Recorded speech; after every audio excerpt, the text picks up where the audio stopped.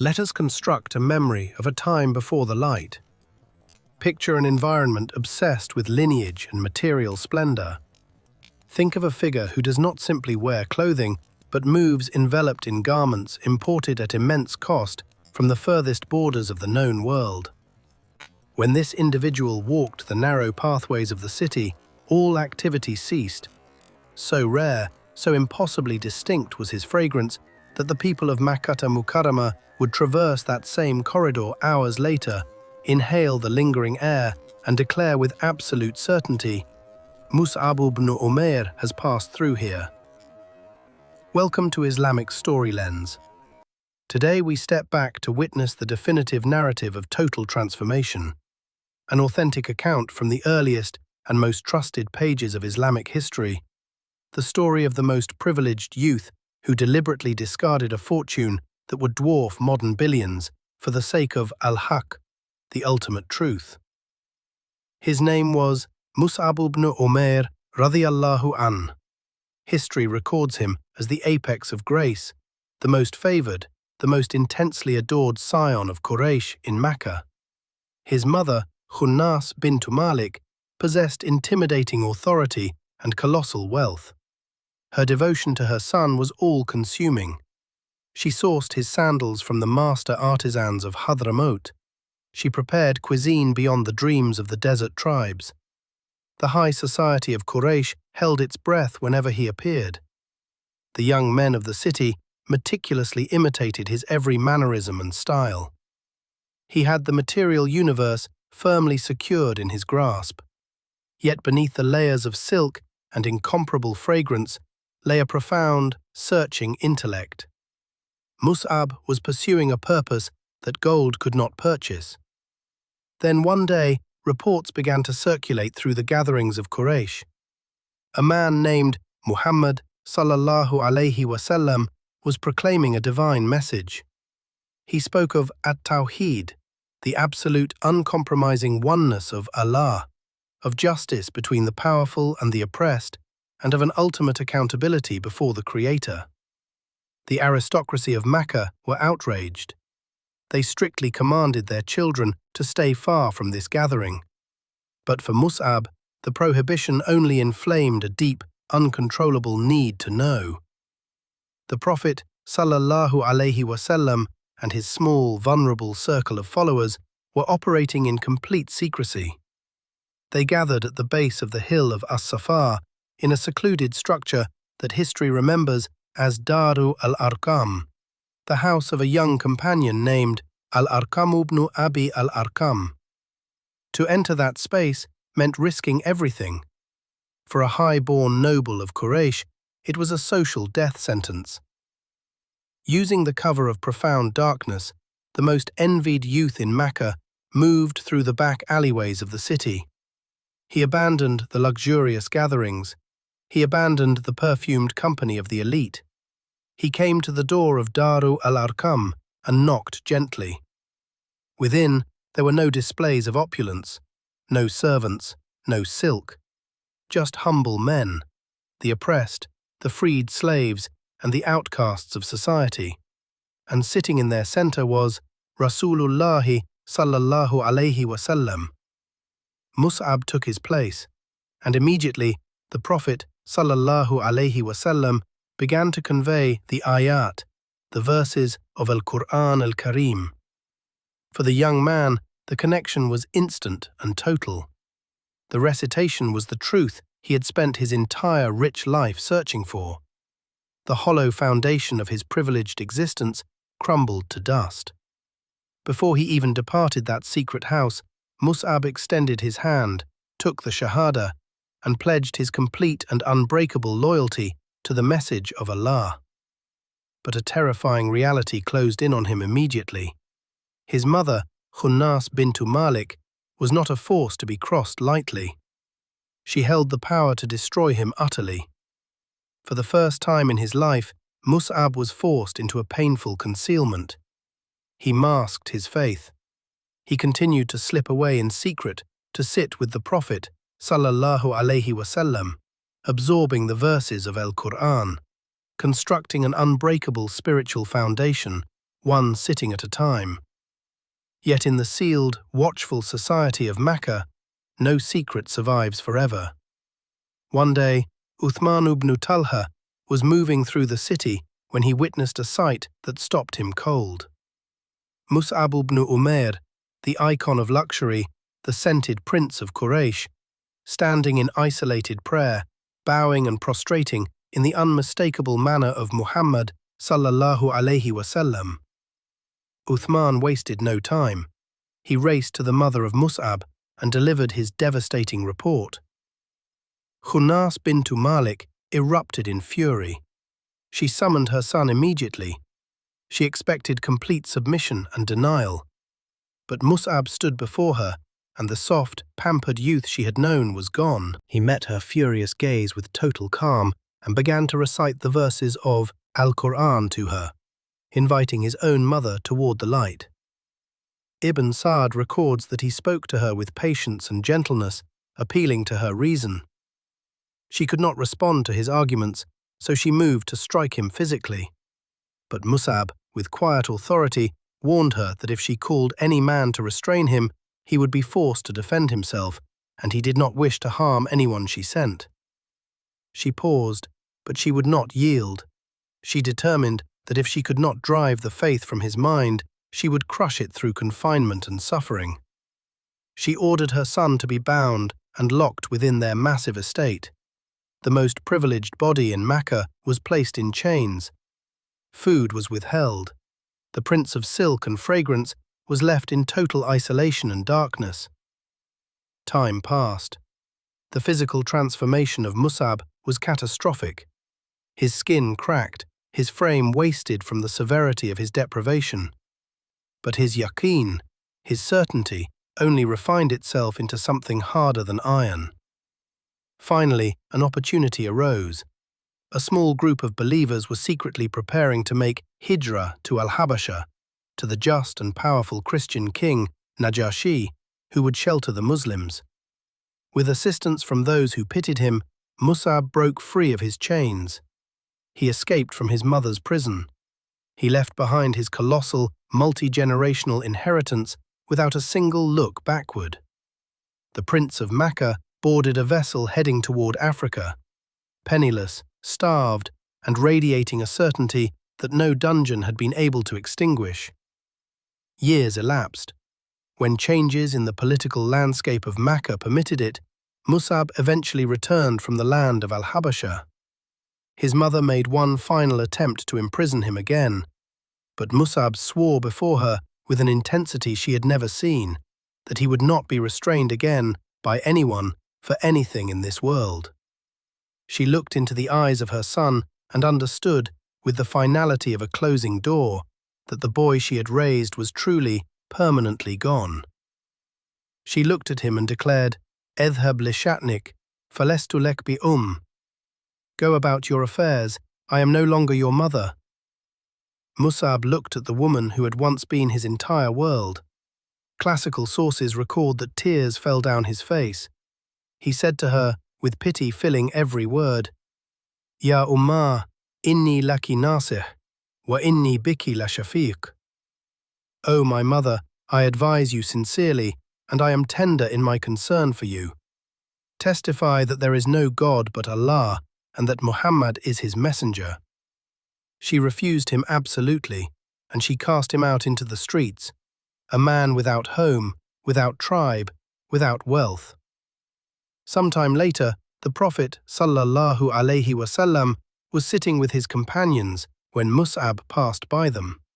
He was wearing a coarse, rough piece of cloth, patched together with strips of animal skin, wrapped over the same body that had once been adorned in imported silk. The companions who remembered the stunning, perfumed prince lowered their heads and wept.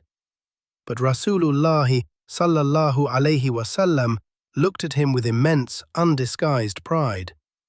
He said, in words that Ibn Sa'd preserves for us, "Laqad ra'aytu Mus'aban hadha wa ma bi Makkah fata an'ama inda abawayhi min, thumma tarak dhalik kullahu hubban lillahi wa rasulih." I saw this Mus'ab when there was no youth in Mecca more pampered by his parents than he. Then he abandoned all of it for the love of Allah and His Messenger. And it is this exact, uncompromising, total sacrifice that renders him qualified for the most consequential diplomatic mission in early Islamic history. A delegation from the northern city of Yathrib, the city that would soon be known as al-Madinatu al-Munawwara, had secretly pledged their allegiance to Muhammad sallallahu alaihi wasallam at the pledge of al-Aqaba. They requested a teacher, someone to educate their people in the deen and carry the message across an entire hostile city. The Prophet sallallahu alaihi wasallam passed over the senior elders. He passed over the veteran leaders of great physical strength. He looked at the young, refined, and brilliantly perceptive Mus'ab ibn Umair and appointed him as the first ever mab'uth, the first ambassador of Islam. The boy who knew nothing but extreme luxury and then the extremes of poverty was now charged with transforming an entire hostile city through the power of al-Qur'an alone. But the ultimate test of war and the red-stained earth of Uhud were already drawing near on the horizon. The diplomatic genius and unbreakable sincerity of Mus'ab ibn Umair reshaped Yathrib from within. He moved with patience, from house to house, tribe to tribe, gathering to gathering. His gentle recitation of al-Qur'an dissolved the hardest of hearts. Among those who accepted Islam through his efforts was Sa'd bin Mu'adh, the paramount chief of the Banu al-Ashhal, a man whose conversion effectively delivered an entire powerful tribe to the faith in a single day. This was the scale of what Mus'ab accomplished. Within a year, the hostile, fractured, blood-feuding tribes of that desert oasis had been drawn together under a single banner, La ilaha illallah. He returned to the Prophet sallallahu alaihi wasallam carrying the greatest news. The city was prepared, the ground was ready, the people were waiting. The Hijrat followed. Yathrib became al-Madinatu al-Munawwara, the illuminated city. The first Islamic state was officially born, and it was built in enormous measure upon the exhausted, tireless, selfless shoulders of the former prince of Mecca. But the elite of Quraysh did not forget, and they did not forgive. The humiliating military defeat at the Battle of Badr, where the full pride of Quraysh was broken, drove them toward a consuming, obsessive desire for revenge. They assembled a terrifying force of 3,000 elite, heavily armed warriors. They mobilized the resources of the entire Arabian trading empire. They marched toward El-Medina and established their camp at the foot of a massive, dark, ancient mountain. The mountain was named Uhud. The Prophet sallallahu alaihi wasallam marched his smaller army out to meet the enemy force.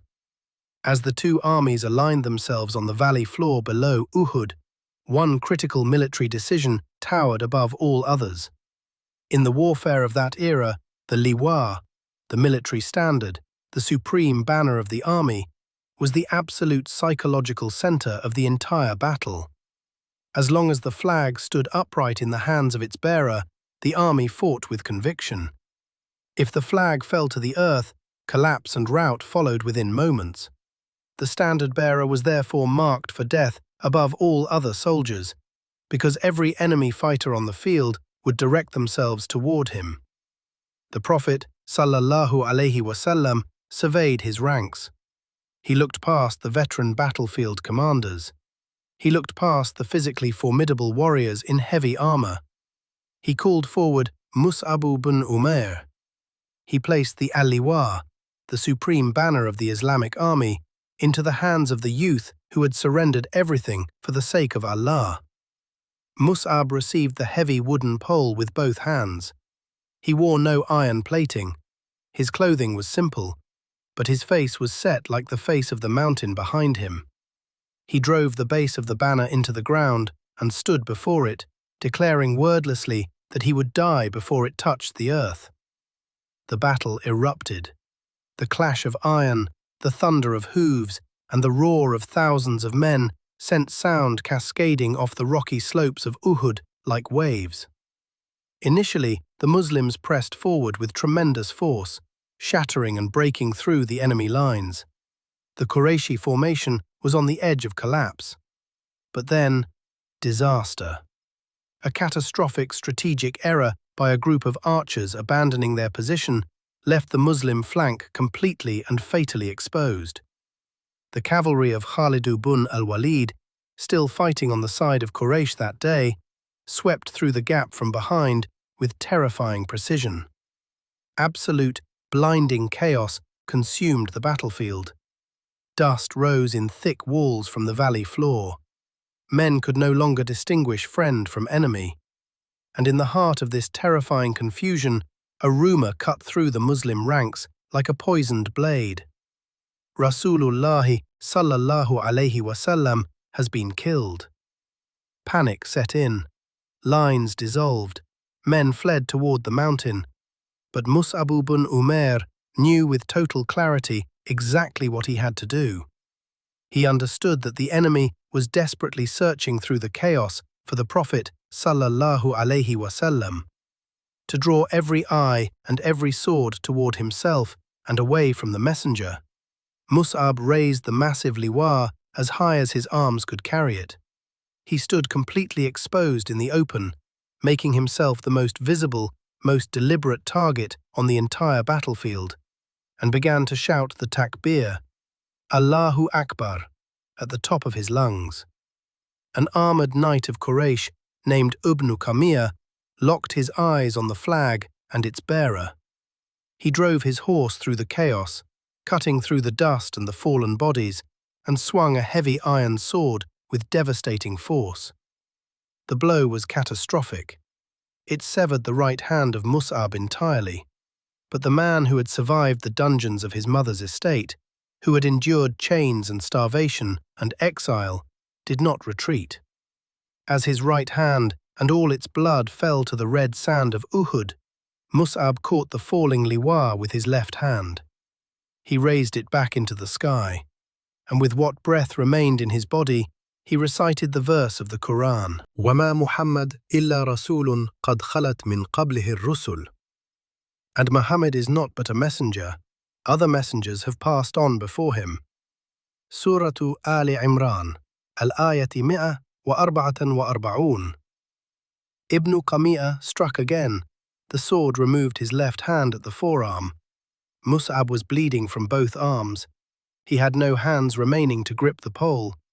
So as the narrations of Ibn Hisham preserve for us, he sank to his knees, wrapped his bleeding severed stumps tightly around the wooden shaft of the liwa, and pulled the banner of Islam directly into his chest, holding it upright against his heart.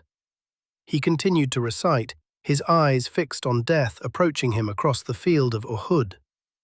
Infuriated by this impossible, superhuman display of willpower, Ibn Qamiyah drove a heavy spear directly through the chest of Mus'ab. The prince of Makkah collapsed, the liwa fell to the earth, and the soul of the first ambassador of Islam, radiyallahu anhu, departed this world. The dust of Uhud finally settled. The battle was over. The silence that descended on the valley was heavy and suffocating. Rasulullah sallallahu alayhi wasallam walked through the battlefield, moving among the fallen shuhada, the martyrs. The grief was beyond description. He stopped, looking down at a body lying still in the dirt of that ancient valley. It was Mus'ab ibn Umair, radiyallahu anhu. The companions gathered silently around him. They looked at the fallen. This was the boy who once wore garments worth a kingdom, whose mere passing through a corridor left the air perfumed for hours. Now he lay on the field of Shahada, and all he possessed in this world was a single short piece of striped woolen cloth, a burda. Imam al-Bukhārī preserves what followed. The companions attempted to shroud him for burial, but the cloth was far too short for his body. When they drew it up to cover his head, his feet lay exposed beneath the merciless afternoon sun. When they pulled it down to cover his feet, his head lay bare to the open sky.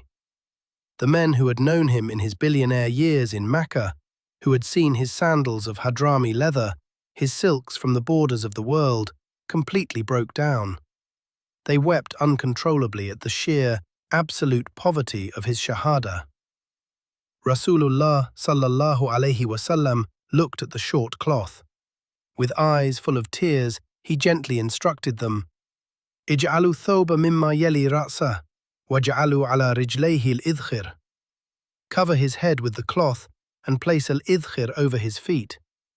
They gathered the fragrant green desert grass, al-idkhir, and laid it carefully and tenderly over the exposed feet of Mus'ab. The Prophet sallallahu alaihi wasallam stood over the grave of his beloved ambassador, and with tears falling from his eyes onto the red soil of Uhud, he recited the verse that would define Mus'ab and every man like him until the end of time. "Min al-mu'minina rijalun sadaku ma ahadu Allah alayh, faminhum man qadha nahbahu wa minhum man yantadhir." Among the believers are men who have been true to the covenant they made with Allah. Some of them have fulfilled their pledge through death, and others still await their turn. Surah al-Ahzab, al-Ayah 20-33. He gave up the absolute peak of worldly luxury, the silk, the fragrance, the lineage, the inheritance, the name, to die on a valley floor with nothing to his name but a cloth too short for his body and a handful of desert grass. But in exchange, Mus'ab ibn Umair, radiyallahu anhu, purchased what no treasure of Quraysh could ever have bought him: Ridwanullah, the eternal pleasure of Allah. This was the boy who conquered a city with his character, held the banner of his prophet with his severed arms, and met his Creator with a chest full of certainty and a soul stripped of everything except Allah. Radiyallahu anhu wa ardah. May Allah be pleased with him, and may he be pleased with Allah. This is Islamic Story Lens. If the true story of the first ambassador moved you, please leave a like, subscribe, and share this video, so his name, Mus'ab ibn Umair, continues to reach every corner of this earth, just as he once reached Yathrib. Until next time.